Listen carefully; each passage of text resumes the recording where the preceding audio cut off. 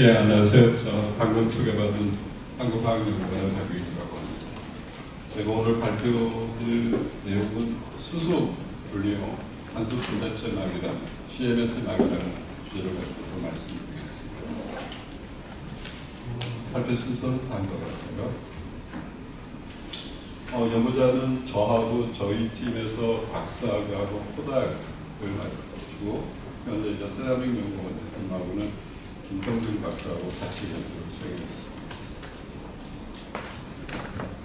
먼저 이제 탄소 분자체막에 대해서 이제 간단하게 이제 설명을 드리는데, 열 경화성 고분자 수제를 전구 처리를 위해서 열을 가해가지고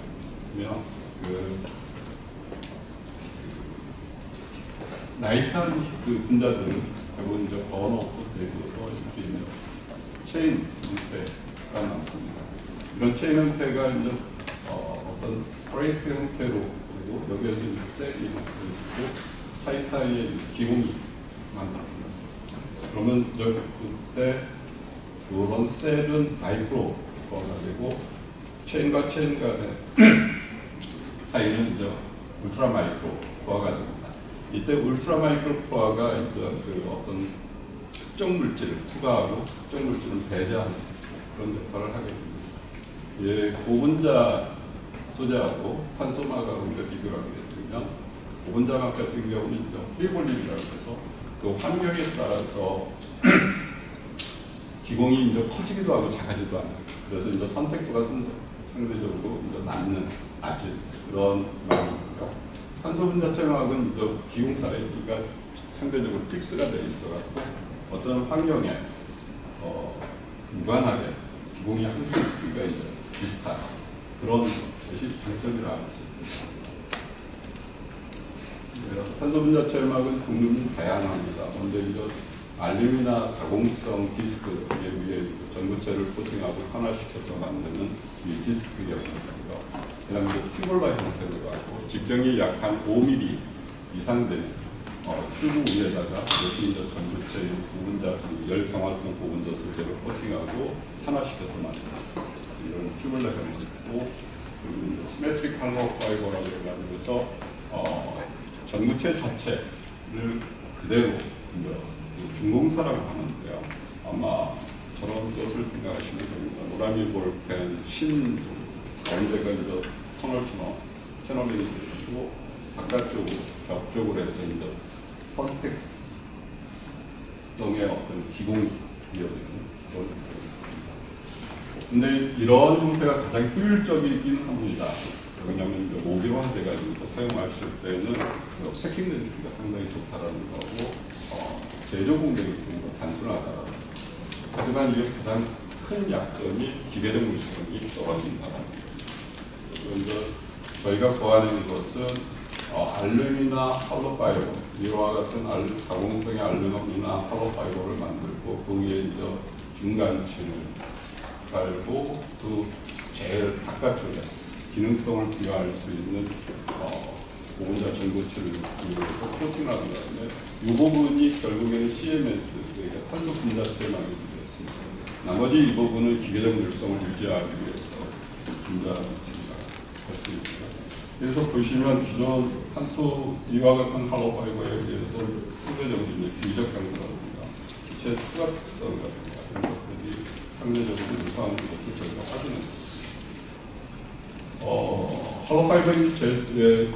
할로파이버형 그 탄소 분자체막 제조 과정을 살펴보시면 먼저 이제 다공성의 그 알루미나 할로파이버를 만들고 그 위에다가 감마 알루미나를 코팅을 합니다. 감마 알루미나를 코팅하는 이유는 기공 사이즈를 컨트롤하기 위해서 감마 알루미나를 먼저 코팅하고 그 다음에 최외곽에 있는 전구체 부분자 저희는 주로 폴리이미드 전구체를 코팅하는 다음에 탄화시킵니다. 그럼 최종적으로 이와 같은 복합형 기능사 CMS를 만들어줍니다. 여기서 이제 핵심 기술 중에 하나가 이 알루미나 가공성의 알루미나 할로파이버를 어떻게 만드느냐. 이것도 저희가 이제 별도의 특허를 갖고 있습니다. 이게 상당히 효율적인 그 제조 공정이라고 할 수 있는데요. 먼저 고분자 바인더에다가 알루미나 파티클을 혼용해서 그다음에 이제 기존의 그 중공사막을 제조하는 스피닝 기술을 이용해서 여러 가지 필터의 형태로 제조가 됩니다. 그래서 필요한 양만큼 절단해서 건조하고 인터링을 하게 되면 여기에서 알루미나 홀로파이버가 만듭니다. 그 다음에 이 알루미나 가공성의 알루미나 홀로파이버를 가지고서 감마 알루미나로 코팅하면 전체적으로 기공 사이즈가 약 한 15나노 정도의 기공 사이즈입니다. 그러면 그 알루미나 홀로파이버에다가 폴리이밀 고분자 전구체를 디코팅을 하고 신터링으로 탄화시키는 카보니제이션 시켜 결국 저희가 원하는 CMS입니다. 여기서 변수 중 하나가 디코팅하는 결과를 변수인데요. 보시면 이게 이제 최말단이라고 보시면 두께 차이가 듭니다. 그래서 저희가 이것을 얼마나 고르게 밑방향하고 아래방향하고 얼마나 고르게 코팅하느냐 이것도 상당히 중요한 노하우라고 있습니다. 저희가 현재로는 이거에 대해서 어느 정도 기술적으로는 완성된 상태입니다. 그리고 이제 기존의 그 고분자막 그리고 이제 무기막 그 두 개를 이제 나눠가지고 장점을 설명드리는 단계가 있습니다. 고분자막 같은 경우는 투과 메커니즘이 어떤 특정 물질이 고분자 소재에 용해가 되고 두께 방향 확산되는 그런 것들이 장점으로서는 굉장히 그 제조 공정이 간단합니다. 여러분들이 사용할 수 있는 집에서 사용하시는 정수기 필터로 생각하시면 근데 이제 그거보다 이제 기공 사이즈가 훨씬 조밀해서 기체까지 이제 분리합니다. 그리고 이제 단점으로 본다면 고분자의 이제 특성상 열적으로 이제 화학적으로 불안정한 단점이 있습니다. 또 하나 이와 같은 솔루션 득점 메커니즘이라고 한다면 분리막의 그 성능 지표라고 할 수 있는 투과도와 선택도 이 두 개가 서로 트레이드 오프 되는 단점입니다. 상대적으로 이제 무기막이라고 하면 저희가 오늘 말씀드린 탄소분자체막하고 제올라이트막 이 두 가지로 이제 나눕니다.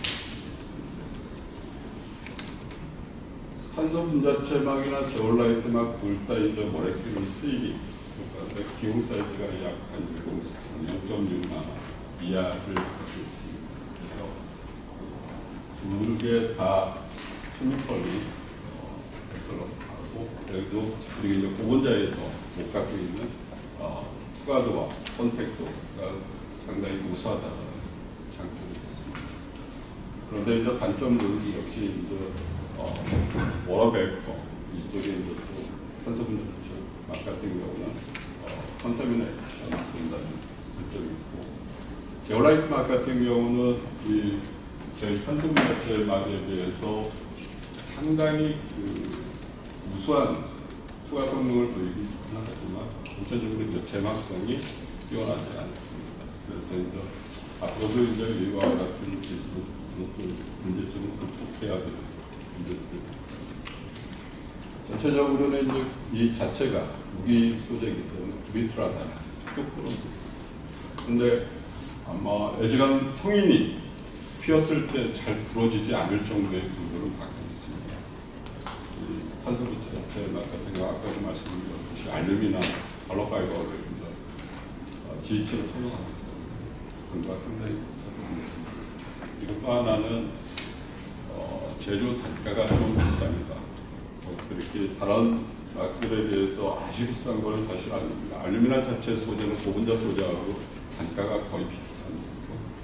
위에 이제 그 액티브 레이어로 깔리는 폴리이미드 같은 경우는 키로당 한 120만 원 정도거든요. 그런데 그게 온전히 다 깔리는 건 아니고 아주 각막 형태로 깔리기 때문에 상당히 소량의 소재가 있는 크기가 됩니다.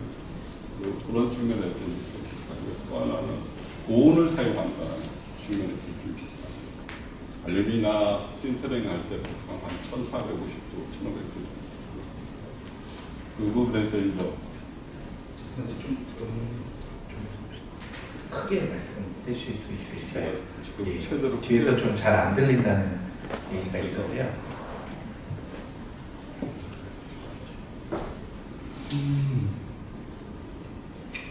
아무튼 그러한 좀 문제점들이 있습니다. 그리고 이제 커뮤니케이션 할 경우에는 이제 탄화시키는 과정에서 본다면 한 700도 이렇게 이제 열 에너지가 이제 소비된다는 측면에서 제조 단가가 상대적으로 이제 고분자막에 비해서 높다라는 것을 말씀드릴 수 있고, 그러면 그 실질적인 결과들을 좀 말씀드리면 헬륨, 수소, CO2, 아르곤, 질소에 대한 저희가 투과 성능을 봤습니다. 보시면 분자 사이즈에 의해서 이쪽이 투과도인데요. 위로 올라갈수록 투과도가 이제 높다라는 것을 볼 수 있고요. 분자 사이즈가 크면 클수록 이제 투과도가 떨어지는 모습, 전형적인 예측 가능한 모습입니다. 단지 이 부분에서 헬륨하고 수소를 놓고 봤을 때 헬륨이 수소에 비해서 투과도가 떨어지는데요. 헬륨이나 수소 같은 경우는 이너트한 가스임에도 불구하고 수소가 헬륨보다는 좀 더 어피니티, 친화력이, 소재에 대한 친화력이 좋기 때문에 높게 나타나는 것 같습니다. 그런데 이 문제점이자 또 이제 어떻게 보면 장점이라고 생각할 수 있는 것이 화학적으로 물리적으로 에이징 현상들이 좀 생깁니다. 탄소 밀만 같은 거. 이걸 잘 활용하면 장점으로도 사용할 수 있는데 보통 이제 이게 막의 성능을 저하시키는 쪽으로 본다면 굉장히 큰 단점입니다. 그래서 먼저 이제 케미컬 에이징을 보고해서 저희는 에어에다가 O2를 혼합해서 50도에서 투과하는 결과 헬륨, 수소, CO2, 아르곤, N2 모두 이제 감소되는 그런 투과도가 감소되는 현상을 볼 수 있습니다. 여기서 보시면 앞에서 보시는 것처럼 수소하고 헬륨이 투과도가 역전이 됩니다. 그만큼 기공 사이즈가 훨씬 더 많이 줄어들었다는 의미고요. 그것을 좀 확인할 수 있을 거는 투과도가 준 만큼 선택도는 또 증가하는, 오히려 이 부분은 훨씬 더 큰 장점으로 작용하고 있고요. 또 하나 이제 물리적 에이징, 그러니까 저희들이 피지컬 에이징을 보기 위해서 20바에서 50도씨로 해서 24일을 운전을 했는데, 여기 보시면 수소하고 헬륨은 감소가 거의 없고 CO2, 아르곤, 질소가 감소되는, 어떤 측면에서 저희가 헬륨이나 수소를 분리할 때는 아주 큰 장점으로 작용하게 되겠습니다. 그 이유는 물리적 에이징이 생길수록 선택도가 이제 증가하는, 약 한 35에서 선택도가 수소 질소는 180까지 증가하는 이런 현상들을 제가 확인했고요. 이것은 오히려 막 성능을 보시면 이건 수소는 거의 비슷하고, 그리고 이제 수소하고 질소의 선택도는 증가하는, 이건 오히려 또 장점으로 작용하게 되겠습니다. 그래서 저희가 기공 사이즈를 그 각각의 에이징 종류에 따라서 기공 사이즈를 측정해 봤습니다. 케미컬 에이징 같은 경우는 원래 기공보다도 훨씬 더 작은 기공들이 형성될 것을 볼 수 있었고, 피지컬 에이징 같은 경우는 전체 기공이 약간 작은 쪽으로 시프트되는 현상을 볼 수 있었습니다. 그래서 이 부분이 선택도를 오히려 증가시키는 역할을 해주고 있다는 결론입니다. 그렇다면 이제 기존의 다른 무기막들에 비해서 이제 저희가 개발한 편속분자체 막이 어느 정도의 성능 위치에 있는지를 확인하기 위해서 이게 어퍼바운드 라인이라고 합니다. 이 부분이 이 파란색 삼각형이 아마 여러분도 잘 아시겠지만 수소 분리하기 위한 그 팔라딘 막입니다. 아마 분리막 중에서는 팔라딘 막이 가장 우수한 성능을 나타낸다고 할 수 있겠습니다. 그런데 여기에서 보시면 투과도, 오른쪽으로 갈수록 투과도가 이제 커지는 거고, 위쪽으로 갈수록 선택도가 높아지는 겁니다. 결국에는 우수한 성능을 가지려면 우상향 쪽으로 가는 것이 우수한 성능을 갖는 분리막이라고 할 수 있겠습니다. 여기 보시면 이 부분이 이제 팔라딘이고, 저희가 이제 개발한 탄소분자체막이 이 부분에 위치하고 있습니다. 추가적으로 보면 약 1000에서 820, 선택도는 180에서 400 정도를 갖고 있습니다. 제조 조건으로 놓고 보면 플라즈마막이나 저희가 개발한 탄소 분자체막이나 거의 유사하고, 오히려 어떤 모듈화 쪽으로 간다면 저희가 탄소 분자체막이 좀 더 유리할 수 있다라고 저희가 판단하고 있고요. 단지 가격 측면으로 놓고 본다면 팔라듐이 키로당 거의 한 3천만 원 정도라고 보시면 되고, 저희 쪽에서 가장 비싼 소재가 폴리임인데 키로당 한 100만 원에서 한 120만 원 정도 하는 걸로 알고 있습니다. 네, 그런 측면에서 본다면 좀 경쟁력, 가격 경쟁력이 좀 있어 보입니다. 모듈 형태, 이렇게 이제 만들어진, 소품형으로 만들어진 이제 막을 실제 이제 활용하기 위해서는 이와 같은 모듈 형태로 이제 제작을 해야 되는데, 모듈 형태로 제작했을 때 가장 큰 문제점은 뭐냐면 코팅 소재입니다. 네, 실링 소재를 이제 고온에서 이제 실링을 해야 됩니다. 고온에서도 작동하기 위해서는 이 실링 소재가 상당히 열적으로 안정해야 되는데, 이런 실링 소재를 찾기가 저희가 상당히 힘들었습니다. 현재로는 이 부분에 대해서는 문제 해결을 했는데, 글라스 소재의 실링 소재를 사용하고 있습니다. 그래서 그 문제도 어느 정도 해결해 갖고서 요 길이라든가 다이아메터라든가 이거를 확장시키는 데는 뭐 기술적으로 그렇게 큰 문제는 없어 보입니다. 단지 이제 저희가 현재 이제 과제로 수행했기 때문에 과제 목표상 이 정도의 사이즈로 제작해서 테스트를 하는 거고요. 실링제로 이런 오리제를 사용할 수도 있다는 것을 보여주고 있습니다. 이거는 저희가 이제 기존에 이제 자료를 참고했는데요. 15년 대비 50년 정도에 가면 그래서 약 한 10배 정도의 수소의 수요량이 증가한다는 특히 이제 이동연료 쪽에서 수소량이 상당히 증가할 것으로 예측하는 보고서가 있어서 여기에 담아봤습니다. 저희가 타이틀에서는 암모니아 분해를 통해 수소를 생산하는 그런 과정에서 사용 가능하다라고 저희가 전제로 해서 본 발표 자료를 만들었는데, 아모니아 두 분자 가지고서는 수소 한 3분자를 만들고 질소 2분자를 만들고 1분자를 만들고 그런 형태를 갖고 있다. 그때 촉매를 이용해서 아모니아를 분해하는 때 한 380도에서 400도 정도 열이 가해야 되는데, 그 조건 하에서도 작동이 가능한 걸로 보여줍니다. 그래서 그때 이제 질소하고 수소가 발생이 되는데, 효율적으로 질소하고 수소를 어떻게 이제 세퍼레이션 시키느냐가 아주 어떻게 보면 중요한 생산 과정에 포함된다고 볼 수 있습니다. 이 데이터는 좀 일반적인 겁니다. 에너지 효율이라는 측면으로만 놓고 본다면 디스틸레이션, 증류 공정에 비해서 분리막 공정이 이만큼 적게 들어간다는 일반적인 결과에 대한 증류 공정이 약 한 100으로 놓고 본다면 분리막 공정이 거의 한 15 정도의 에너지 수비를 갖고 있습니다.